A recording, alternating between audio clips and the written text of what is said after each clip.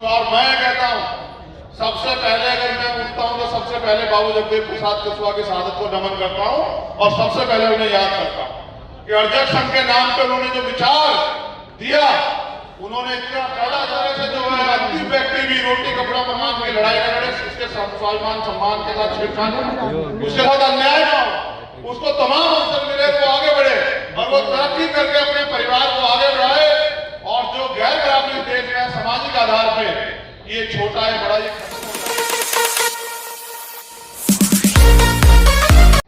मैंने भी इतनी घटनाएं इतने अन्याय सब कुछ पढ़ा देखा। उसने लिखा कि मैं चाहता हूं कि भीम आर्मी के संस्थापक आए और वो मेरी लाश को अंतिम संस्कार करे मेरे शव को।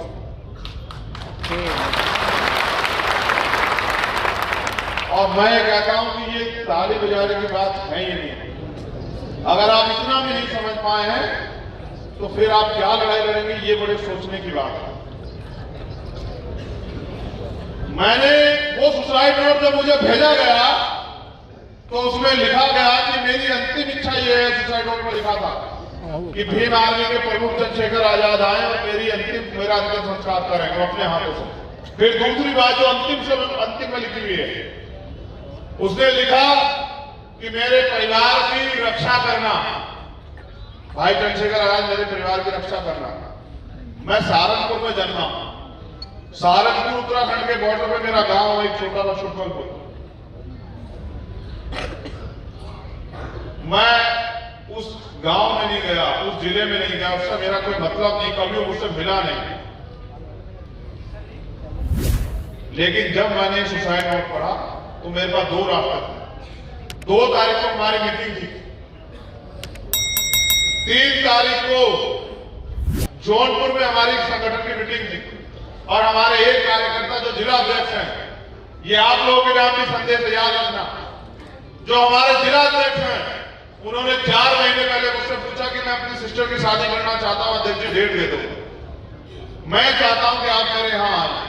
मैंने 4 महीने पहले उनको 3 और 4 नवंबर की डेट दी कि भाई 3 और 4 नवंबर को मैं फ्री हूं, आप लिख लो, मैं आ जाऊंगा। कोई बात नहीं, मैं उधर आता भी कम हूं तो आ जाऊंगा। तो 3 तारीख को वो भी लोग मुझे फोन कर रहे थे कि भाई आ जाओ। इस तरह से हमने 8-10 लालों का प्रोग्राम किया है, तमाम तरह की व्यवस्थाएं की है, टिकट कराया, सब कुछ। मैं चाहता हूं कि हमारा राष्ट्रीय अध्यक्ष आए।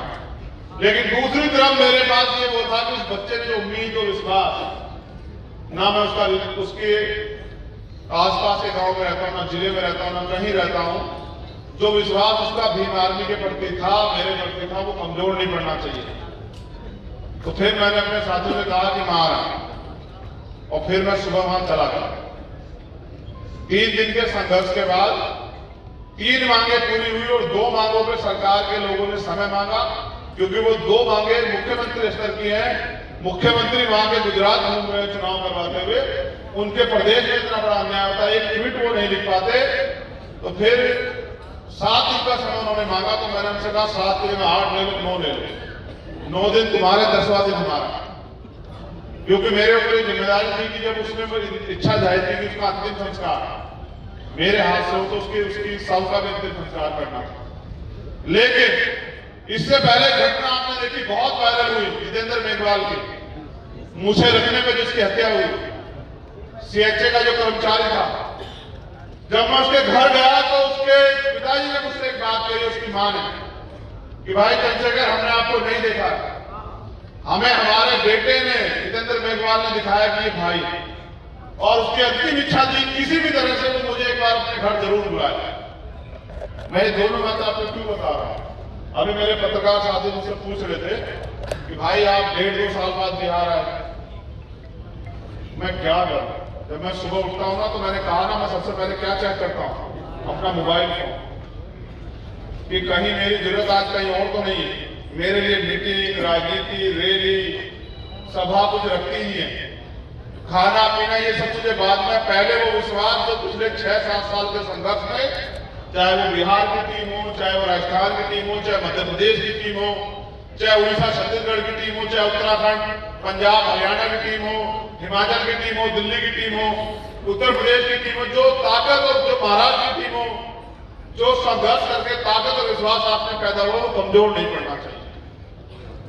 आज मैं बिहार में हूं, क्या आपको लगता है इन समस्याओं का कोई हल है? ये जो तमाम तरह की रोज समस्या होती है, इनका हल है? हत्या होती है, बलात्कार होते हैं, छोटे छोटे बच्चों को फांसी लगा दी जाती है, जमीन पे खेती करने पे, हॉस्टल में पढ़ने पे तमाम तरह से जो है अन्य अत्याचार होता है। तो जब मैं इसको पूर्ण रूप से समझता हूं तो मुझे एहसास होता है कि ये रोका जा सकता है। हर घटना में मैं नहीं जा सकता, लेकिन ये पूर्ण रूप से रोका जा सकता है। कैसे? उसका एकमात्र साधन जो है वो है सत्ता। क्योंकि रहबर साहब काशीराम ये कहते हैं कि जो शासक समाज होता है उनकी बहन बेटियों पे अन्य अत्याचार, मूछे रखने पे, घोड़ी पे चढ़ने का उनको अपमानित नहीं किया था, ना उनकी हत्या है, ना ही उनका हाथ किसी के आगे ऐसे फैला होता है। जो शासक समाज होता है, जिनका राज होता है, जिनके परिवार के लोगों की शासन सत्ता होती है, उनका हाथ हमेशा ऐसे होता है, ऐसे देने की तरफ। आज हम अभी तक क्या लड़ रहे हैं देश में लड़ाई? रोटी कपड़ा मकान। अभी हम रोटी कपड़ा मकान की लड़ाई से बाहर नहीं आए हैं। अभी अच्छी पढ़ाई, अच्छा इलाज, सबको रोजगार, महिलाओं का सशक्तिकरण, महिलाओं की सुरक्षा, ये सारे मुद्दे हमसे दूर है। और मैंने पहले कहा आपसे कि अगर 86 महिलाओं का रेप होता है तो 80 से 82 आपकी बहनें हैं, और आपके मुंह पे हंसी है और आपके अंदर चुप्पी है। और ये जो आज की चुप्पी है, कल ये आपकी आदत बन जाएगी और परसों आप मजबूर हो जाओगे कि आपके सामने अन्याय होगा और आप बोल भी नहीं पाओगे। मैं ये फिर कह रहा हूं, मेरी बात पर गौर करो। आज हालात क्या है? कल फैसला आया सुप्रीम कोर्ट का, कई दलों ने स्वागत किया, कई ने विरोध किया। मुझसे भी पूछा गया कि भाई क्या कहना चाहते हो? तो मैंने उनसे साफ शब्दों में कहा कि भाई 5 स्वर्ण जज बैठे और 5 स्वर्ण जजों पे ये फैसला देने की जिम्मेदारी दी गई, कमेटी बनाई गई कि बताइए स्वर्ण जाति के लोगों को आर्थिक आधार पर आरक्षण मिलना चाहिए, नहीं मिलना चाहिए? 3 जजों ने कहा मिलना चाहिए, 2 ने कहा मिलना तो चाहिए, लेकिन क्योंकि इसका आधार आर्थिक है, गरीबी है, तो इसमें SC ST OBC के लोग भी होने चाहिए। अंत 5 जजों ने आपस में तय किया कि 3-2 के बहुमत से SC ST OBC और संविधान को हम लोग हरा देंगे, और हरा दिया। अब तो ये पूछे कि वो भाई जज कैसे बनते हैं सुप्रीम कोर्ट, हाई कोर्ट के? तो वो जज बनते हैं कॉलेजियम सिस्टम से, जो कि संविधान के पहले से ही वॉयलेशन में, संविधान के विरुद्ध में। क्योंकि भारत का संविधान तो राष्ट्रपति को अधिकार देता है न्यायाधीश की नियुक्ति करने का, लेकिन अब तो जज अपने बेटे को, अपने भतीजे को, अपने दामाद को, अपनी बेटी को, अपने रिश्तेदार को, अपने भाई को जज बना देते हैं। और एक जज है उनमें JB पार्टी वाला, जो गुजरात के अंदर से है। अब उनके बारे में सुन लो। 2015 में उन्होंने एक वो दिया ऑर्डर, और ऑर्डर में लिखा कि आरक्षण और करप्शन की वजह से देश जो है, भारत जो है, वो बर्बाद होने की कगार पर है। और उस मूर्ख को ये नहीं पता नहीं कैसे वो जज बन गया। मैं तो मानता नहीं, उसको इतना तो पता नहीं कि आरक्षण 10 साल के लिए है या संविधान के मूल स्वभाव में है, मूल भावना में है, या संवैधानिक अधिकार है, ये भी नहीं पता। कोई भी जज जो बना कुछ भी बोल देता है। उस जज को ये नहीं पता कि पॉलिटिकल रिजर्वेशन, राजनीतिक आरक्षण 10 साल के लिए था, ना कि नियुक्तियों में आरक्षण, एजुकेशन में आरक्षण 10 साल के लिए था। वो उसमें भी कल कमेंट कर दिया उसने कि 10 साल के लिए आरक्षण, तो 75 साल हो गए। तो मैं ये कह रहा हूं, अगर अपने अधिकार सुरक्षित रखने हैं तो फिर कीमत चुकाने के लिए तैयार हो जाओ। और कीमत लोकतंत्र में यह है कि अगर आप चाहते हैं आपका हाथ किसी आगे से ना फैला हो, आप चाहते हैं आपके साथ अन्याय अत्याचार ना हो, तो भाई फिर गांव निकल के संघर्ष करो, समाज को जोड़ो, बहुजन समाज में भाईचारा पैदा करो, जातिवाद बना के। क्योंकि एक बार हमने हरा, इतिहास गवाह है कि एक बार सम्राट चंद्रगुप्त मौर्य के नेतृत्व में हमने हराया इनको, उसके बाद हमने जातियों का निर्माण किया। ये हमें जातियों में बांट के जो है, और जातियों में ऊंच नीच की भावना बना के के लिए अपने बहुजन समाज को इकट्ठा नहीं होने दे रहे हैं। एक बार प्रयास किया था माननीय साहब कांचीराम ने, और ऐसा प्रयास किया कि ब्राह्मणवाद की जड़ें उखेड़ दी, राजतंत्र की जड़ें उखेड़ दी, धनतंत्र की जड़ें उखेड़ दी, और इन सबको बेचैनी हो गई, सब लोग उनके पीछे पड़ गए। एक बार प्रयास किया था। मैं मानता हूं कि इस मंच पे मांझी भी है, कुशवाहा भी है, रविदास भी है, पासवान भी है, और माइनॉरिटी के भाई भी है, तो क्या बुराई है? तभी तो अच्छा जब ये गुलदस्ता बन रहा है। मैं तो और भी चाहता था कि इसमें और भी लोग होते, किन्हीं कारणों से वो लोग नहीं हो पाए। तो मैं कह रहा हूं आप लोगों से कि जब तक आप अलग बने रहोगे, जब तक आप, देखो बात तो बहुत बड़ी बड़ी करते हैं हमारे यहाँ लोग तमाम तरह की, लेकिन जब समय आता है तब फिर जातियों में नेता ढूंढते हैं अपना, कि हमारी जाति का नेता तो वहां है, हमारी जाति का नेता तो वहां है। तो जब तुम जातियों में नेता ढूंढोगे भाई बिहार के साथियों, फिर आपके हिस्से में चम्मच ही तो आएगी। जिनको राज करना है उनको राज जैसी सोच भी पैदा करनी पड़ेगी, और राज जैसी सोच जो है वो संघर्ष से आएगी, राज जैसी सोच जो है विचार से आएगी। इस देश में आज जो टकराव है ना, वो सीधा सीधा ब्राह्मणवाद और अम्बेडकरवाद के बीच में है। सीधा वो लोग बेवकूफ बना के इस देश में जो भारतीय संविधान उसको खत्म कर देना चाहते हैं।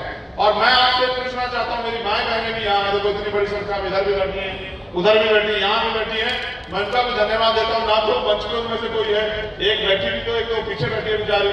मैं तो चाहता था इस मंच में वो आगे बैठती है, वहां हमारे बराबर में, तब तो मजा आता जब वो जो है उनको भी सम्मान बराबर का मिलता। अभी हमें बहुत कुछ सुधार करने की जरूरत है, ये बात अलग है। लेकिन मैं ये आपसे पूछना चाहता हूं कि अगर भारतीय संविधान का खत्म हो जाता है, यानी कि समान अवसर खत्म हो जाता है, तो आप लोग को कुर्सी बैठने देगा? आज जो लोग फोटो खींचने वाले बन रहे हैं, आप ये बताओ, आप ये बताओ, अगर ये संविधान जो हमें समान अवसर देता, अच्छा देखो, 2 हाथ 2 पैर 2 आंख 2 कान और स्वस्थ शरीर तो आपके पास है, और ऐसा ही शरीर मेरे पास है। और अगर आप आगे नहीं बढ़ रहे हो तो आप अपने लिए दूसरे को दोषी मत करो, क्योंकि वही आगे बढ़ेगा, वही चमकेगा जो रगड़ा जाएगा, जो मेहनत करेगा, संघर्ष करेगा, वही आगे निकलेगा। तो आप ये बताओ, जब समान अवसर है, आज पढ़ने के लिए भी समान अवसर है हमारे पास, पढ़े हम लोग, और राजनीति के लिए भी समान अवसर है, तो हम दूसरे दलों की पूंछ क्यों बने? साहब कांचीराम कहते थे अपनी दूसरे की महल से बढ़िया होती है अपनी झोपड़ी, जहां मालिक होते हैं।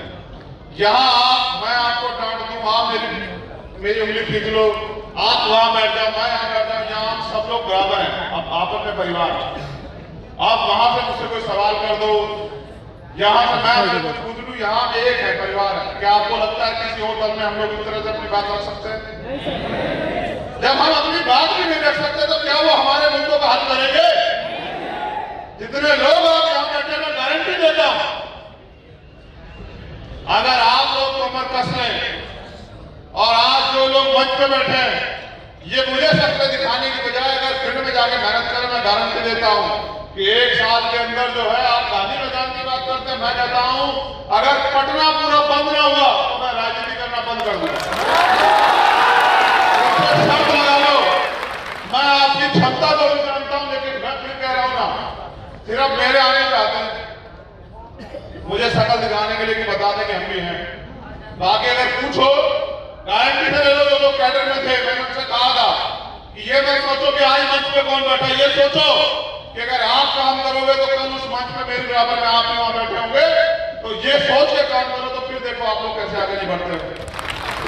ये कोई बाबा साहब ने क्या कहा जब उन्होंने वोट का अधिकार दिया, आपने 4 बच्चे कुर्बान करके कहा कि आज मैंने रानी का पेट काट दिया है, आज के बाद राजा आपकी वोट से तैयार होगा, बैलेट वोट से तैयार होगा। आप मुझे बताओ, मैं भी तो एक प्राइमरी स्कूल का हेडमास्टर का बेटा हूं, बाबा साहब के द्वारा दिए गए आरक्षण से नौकरी लगी मेरे पिताजी की, उनकी नौकरी लगी तो उन्होंने 6 भाई बहनों को पढ़ाया, और मैं पढ़ लिख गया, तब तो आज संघर्ष कर रहा हूं। अगर मैं पढ़ता लिखता नहीं तो भाई मैं भी कहीं जो है मजदूरी कर रहा होगा। मैं आपसे सबसे कहता हूं खूब पढ़ो, और जो लोग राजनीति भी कर रहे हैं उनसे भी कह रहा हूं कि बिना महापुरुषों के संघर्ष को पढ़े, आप कभी कामयाब हो ही नहीं सकते। मैं तो यहाँ जननायक कपूरी ठाकुर और बाबू जगदेव प्रसाद कुशवाहा, और मैं कहता हूँ सबसे पहले अगर मैं उठता हूँ तो सबसे पहले बाबू जगदेव प्रसाद कुशवाहा की शहादत को नमन करता हूँ और सबसे पहले उन्हें याद करता हूँ कि अरजक संघ के नाम पे उन्होंने जो विचार दिया, उन्होंने इतना कड़ा जवाब दिया उस समय भी कि वो इनका तोड़ नहीं कर पाए। इसलिए तो जब विचार को नहीं रोक पाए, व्यक्ति को तो हत्या करनी पड़ी, ऐसे हालात बनाए उन्होंने। तो मैं फिर आपसे ये कहता हूँ कि आज हालात बहुत खराब और चारों तरफ एक ही उम्मीद है। बताओ भीम आर्मी के अलावा कोई उम्मीद है क्या? आप बताओ मुझे, बताओ। वो महाराष्ट्र में रहता है और रहने वाला वो राजस्थान का है, उनके यहाँ 10-20 कैबिनेट मिनिस्टर हैं, एक सेंटर का मिनिस्टर भी है केंद्र की सरकार में, स्टेट की सरकार में, लेकिन उम्मीद वो भीम आर्मी के कार्यकर्ताओं से लगाता है। तो इस विश्वास को आप समझते हैं, विश्वास कैसे पैदा हुआ?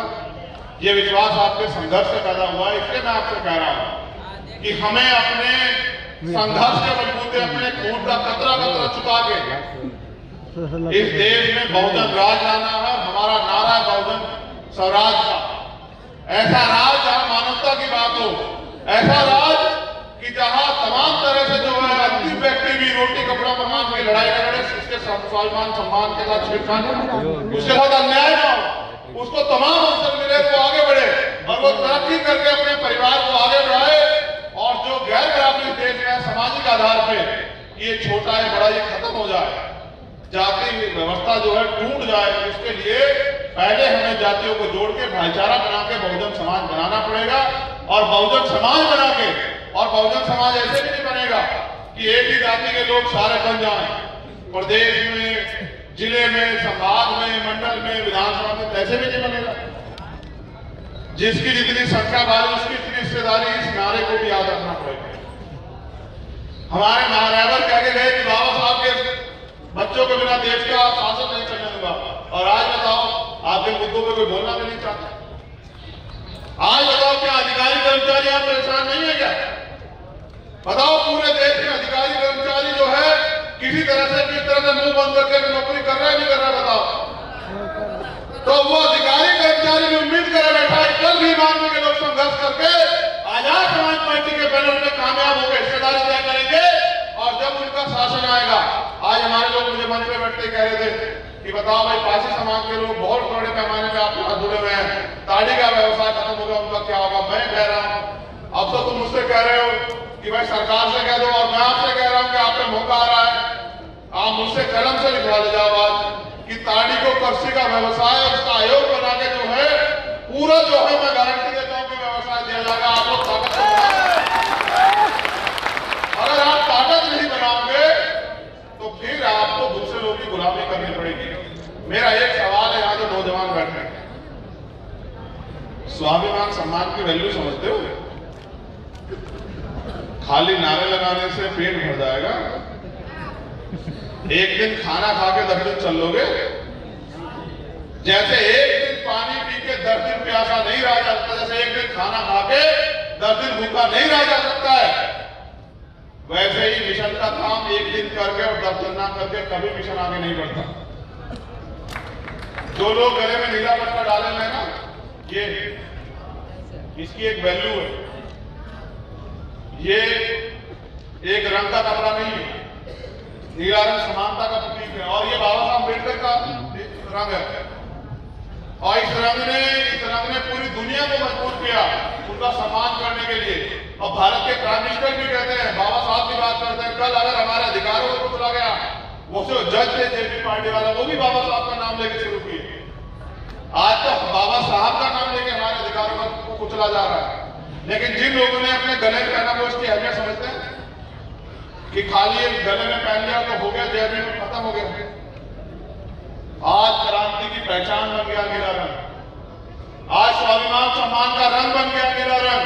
और मैं ऐसे कार्यकर्ताओं को भी जानता हूं, एक कार्यकर्ता का आंदोलन में सीओ ने गले से नीला पट्टा उतार लिया, उसने कहा मर जाऊंगा लेकिन इस अपमान का बदला जरूर लूंगा। आप सीओ को मजबूर होकर माफी मांगनी पड़ी।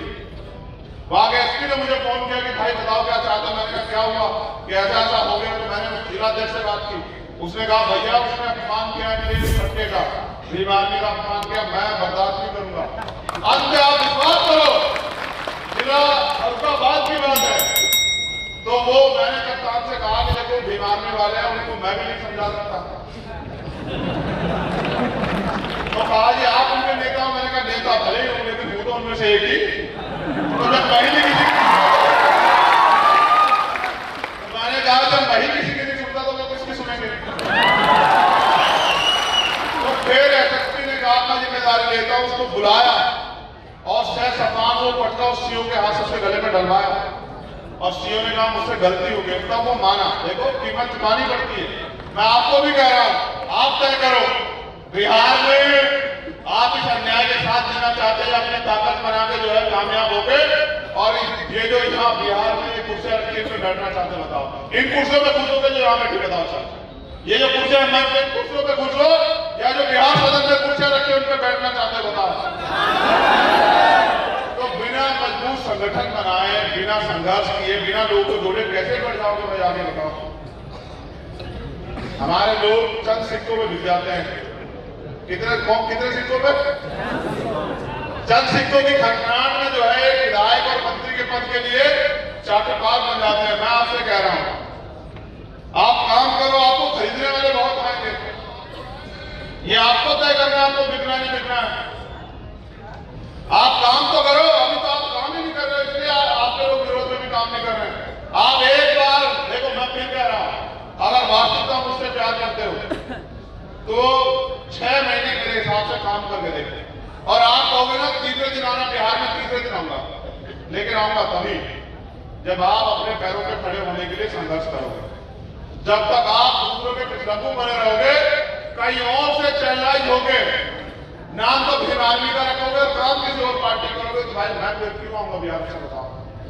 जब मैं महसूस कर लूंगा कि आप आगे बढ़ना ही नहीं चाहते, जब मैं ये महसूस कर लूंगा कि आप जो है चंद सिक्कों की इंतजार कर रहे हो, तो मैं क्यों आऊंगा।